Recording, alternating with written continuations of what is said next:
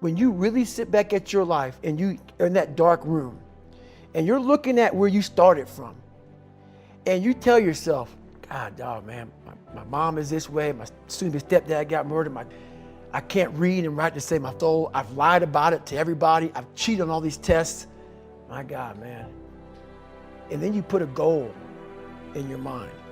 How are you gonna feel, man, when you accomplish this goal coming from that, coming from the hell you came from? A lot of people start from a good starting point. They have a good foundation. We have everybody who was from way up here, started up here. And you started with no legs. You had to grow legs to even start walking, and then crawling, and then running. And then you start passing people with all this given to them. I had to use all this negative that was making me weak and horrible as a person. I had to use this as the power that now fueled me. I had to flip it on its head and say, hold up, this might be exactly what I need. The darkness is exactly what I need. It's how you look at your situation. So in that list of who you are, what makes all these other things, it goes back to, once again, accepting. You have to first accept it before you can fix it. A lot of people walk around, oh man, I'm good. I'm good. No, you're not. You have to accept what you're not. You have to, and people don't want to do that. And that's the only way you can fix it. You have to accept it first before you can go on the journey. A lot of folks never even start the journey, man. They never start the journey because they live in this fake life that who they want to be, they act like they are, but they're not because they haven't fixed all this stuff yet. You got to fix this first before we can start our journey in life. So that's why I have them make this list. You fix these problems, now your journey can begin because you no longer care about how people are judging you. When you care more about how someone's judging you, you're going to stay right there. So let's say you're not the smartest person in school. I had that issue. So my big thing was how I addressed that problem was I had to sit down. Each thing that is wrong with you has to be a focal point. You can't look at this gigantic list and say, I got to change all this. My God, this is crazy. No, you take off the first one. I want to be smarter. For me, that was my thing. I have to become more intelligent. I have such a severe learning disability, man. I can't retain shit. I had to now get that one thing and then strategize in that one problem.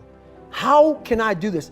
I'm not going to learn like you. I'm not going to learn like anybody else. How am I going to figure this out?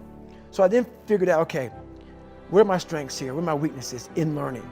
All right, man, how am I going to do this? And I figured out a way to do it by just strategizing. So how I learn to this day, if I have a big manual to study, I will have to get a bunch of spiral notebooks from the daggone store, and each page, I have to write each page out, maybe 10 times.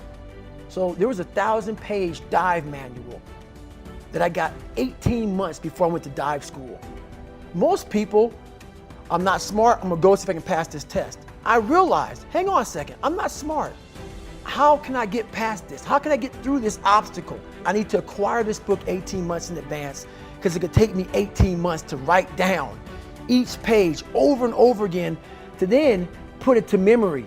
So when the question came up, I had written that question so many times down on paper that I can recall, okay, page 71 was where I remember seeing this, and I can recall it that way.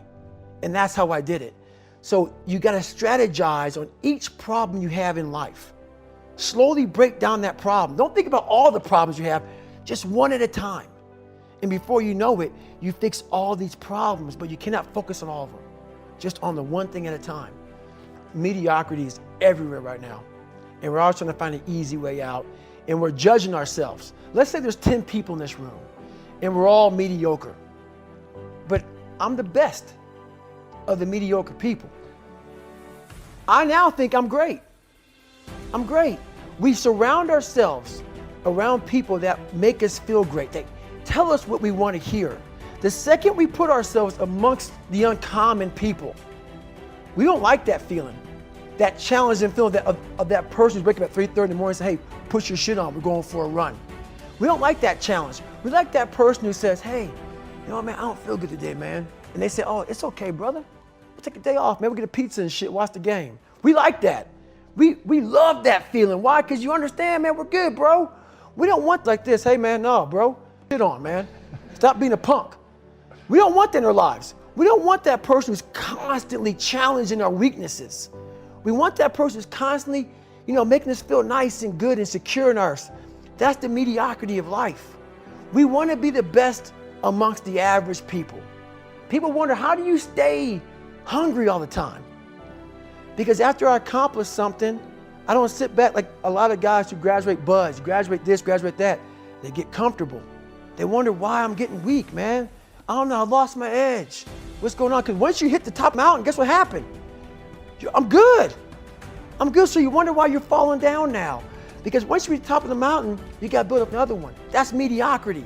There's a lot of people in mediocrity who have a nice resume, but they're one-timers, man. They hit a one-time deal, they busted it open, got a lot of money, but they're good. You're mediocre now, man. What are you doing today, tomorrow, the next day? That's why I'm listening to theorists. I'm listening to who's like this, man. What's wrong, man? I'm tired, dude. Why are you tired? Because tomorrow, I gotta do it again, man. Whatever it is that made me nauseous and sick to my stomach, it made me hurt, there's no ending. And that's the person I listen to. That's the person who's gained knowledge. You gain knowledge through suffering. And on the other end of suffering is a world that very few have ever seen. It's a beautiful world because that's where you find yourself.